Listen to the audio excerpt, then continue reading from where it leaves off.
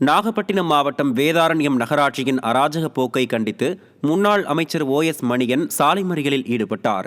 தோப்புத்துறை பகுதியில் உள்ள அரசு மேல்நிலைப் பள்ளியை ஆங்கில வழி பள்ளியாக தரம் உயர்த்தி 18 புதிய வகுப்பறைகள் கட்டப்பட்டு அதற்கான திறப்பு விழா நடைபெற்றது.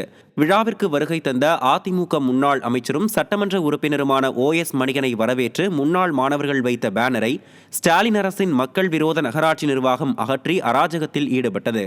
திமுகவினர் பேனர்களுக்கு மட்டும் அனுமதி அளித்துவிட்டு அதிமுகவினர் பேனர்களை அகற்றி அடாவடியில் ஈடுபடும் நகராட்சி நிர்வாகத்தை கண்டித்து முன்னாள் அமைச்சர் OS மணியன் உள்ளிட்ட அதிமுகவினர் சாலை மறியலில் ஈடுபட்டனர்.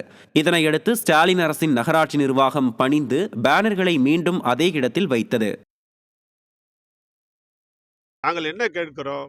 தட்டியை எடுப்பதென்றால் திமுக வைத்திருக்கிற தட்டியையும் சேர்த்து எடுக்க வேண்டும். எல்லா தட்டிகளையும் எடுத்துக்கொள்ளலாம், அது ஆட்சேபனை இல்லை பொதுவாக இருந்தால். ஆனால் அவர்கள் தட்டியெல்லாம் இருக்குமா? அதிமுக சார்பாக முன்னாள் மாணவர்கள் வைத்த தட்டியை மட்டும் எடுத்து விடுவார்களா?